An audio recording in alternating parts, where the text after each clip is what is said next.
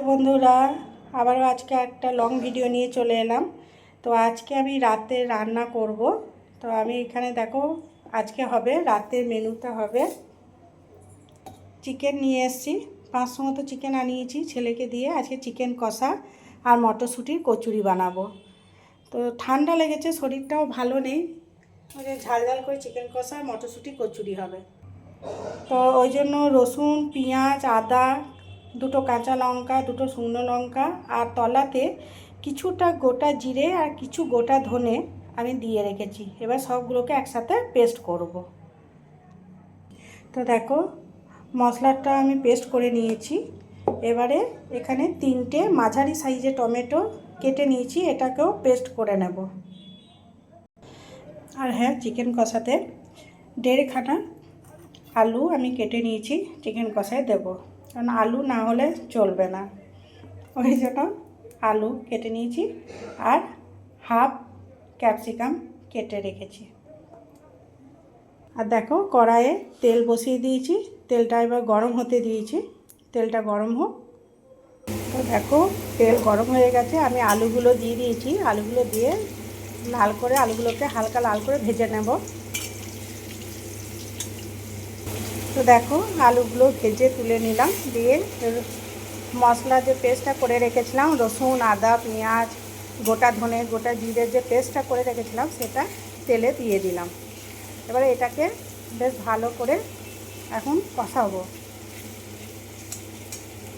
দেখো, আমার মশলাটা কষানো হয়ে গেছে, ওপরে তেল ছাড়তে লেগেছে। এবারে এতে কিছু মশলা অ্যাড করব।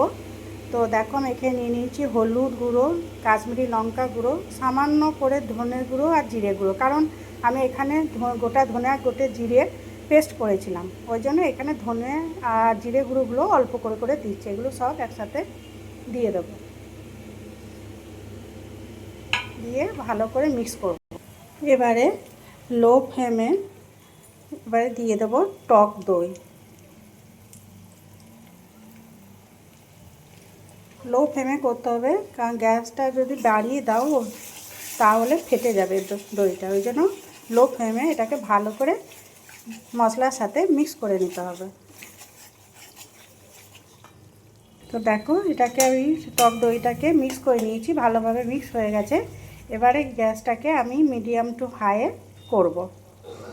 তো দেখো, তারপরে দিয়ে দেবো যেটা আমি টমেটো পেস্ট করে রেখেছিলাম, সেই টমেটো পেস্টটা এবারে দিয়ে দেবো। আমি কিন্তু 1 ফোঁটা জল দিইনি, ঠিক আছে। টমেটো পেস্টটা দিয়ে ভালো করে এটাকে মিক্স করে আরও কিছুক্ষণ এটাকে হতে দেব। তারপরে কেটে রাখা ক্যাপসিকামগুলো দিয়ে দিলাম। ক্যাপসিকামগুলোকে দিয়ে ভালো করে নেড়ে আরও কিছুক্ষণ মশলাটাকে কষাবো। তারপরে মাংসগুলো এর উপরে দেব।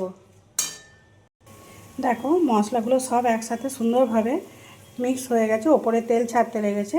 তো এবার চিকেনগুলো দিয়ে দেবো। তার আগে একটু সামান্য চিনি দেবো, একটু কালারটা ভালো আসবে, টেস্টটাও ভালো হবে বলে। এবার মাংসগুলোকে দিয়ে দিলাম। এবার মাংসগুলোকে ভালো করে কষিয়ে নেবো মশলার সাথে। আর এদিকে দেখো, মটরশুঁটি কচুরি বানাবো, ওই জন্য মটরশুঁটিটাকে এবারে পেস্ট করে নেব। তো দেখো, এখানে আমার মটরশুঁটিটা পেস্ট হয়ে গেছে। আর এখানে কিন্তু আমি মটরশুঁটি কচুরিটা আটা দিয়ে করব, ময়দা দিয়ে বানাবো না, আমি আটা দিয়ে বানাবো। আর আমি মটরশুঁটি পুর দিয়ে আমি মানে মটরশুঁটি কচুরিটা করব না, আমি মটরশুঁটির পেস্টটা এই আটাটার সাথে মাখিয়ে আমি মটরশুঁটি কচুরিটা আজকে বানাবো।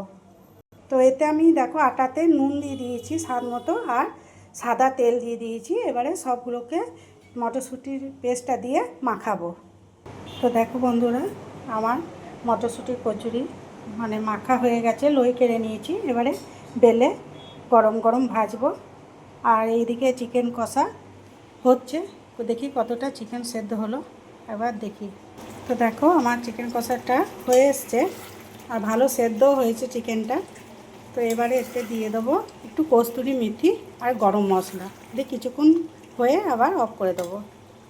দেখো, এখানে আমি কস্তুরি মেথি দিয়ে দিয়েছি আর কিছু গরম মশলা দিয়ে দেবো, দিয়ে এটাকে ভালো করে কষিয়ে কিছুক্ষণ মধ্যে নামিয়ে দেবো।